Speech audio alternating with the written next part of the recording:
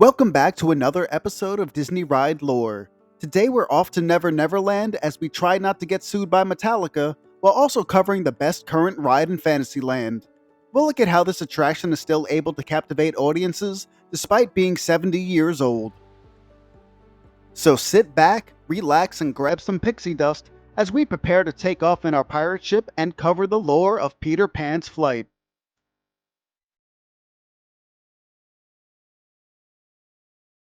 During the creation of Disneyland, it was a no-brainer to include Peter Pan in its opening day roster.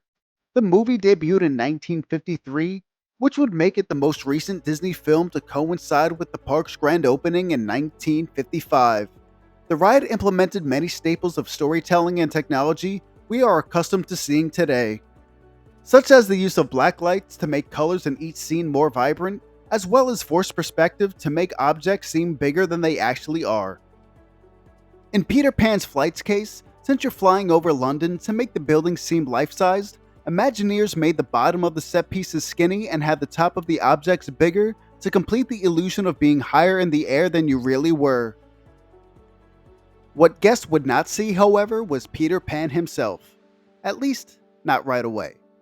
Early concepts had us riding on the back of Peter Pan instead of the pirate ships we are used to today, which would have made for a very odd ride vehicle. In the ride's first form, Peter was nowhere to be seen. It left guests confused as to why an attraction named after Mr. Pan did not have him in the ride at all. The reason behind it was we were Peter Pan the whole time. Still, the choice was not well received and would be changed in subsequent iterations. It seemed we lacked the idea of subtlety even back then.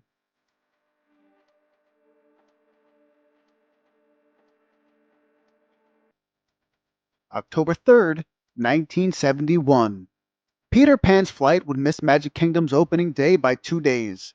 It was also the first time guests would see Peter Pan himself in his own attraction. With over 15 years between versions, new technology would be available. The biggest of which was the addition to the load and unload areas receiving Omnimover ramps similar to Spaceship Earth and the Haunted Mansion to help with the flow of traffic. Due to the Florida project not having the size restrictions California would face, scenes as well as animatronics were able to be larger in scale. Hook's 48-foot pirate ship was able to be equipped with decks, sails, and masts, as well as adding the iconic scene of Hook and Pan fighting on the main sail. In 1983, Disneyland's version would get an update and implement most of the changes seen in the Magic Kingdom. One of the biggest differences, however, comes from the ride's script rather than its scenes. California's version would have Peter Pan say at the start of the ride, "Come on everybody, here we go." While in Florida, Peter says, "And off we go, off to Neverland."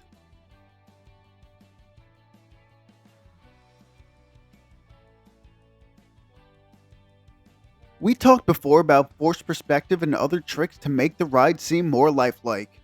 Other techniques used are using glow-in-the-dark paint on moving bike chains to simulate cars passing while you're flying over London. For the Neverland volcano, a stream of air blows styrofoam balls out of the top of the volcano to simulate lava bubbling.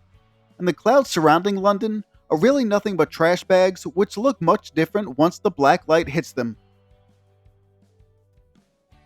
With all the animatronics in this attraction, Wendy while on the plank scene is the only one wearing real clothes instead of being a painted set piece. And finally, Imagineers worked tirelessly to get Peter Pan's flight ready for opening day in 1955. Usually a great amount of time and templates are considered before painting on the interior of an attraction. Time was not a luxury they had, so they made most of their images on the fly with very little or no planning done, which makes how the final product came out that much more incredible.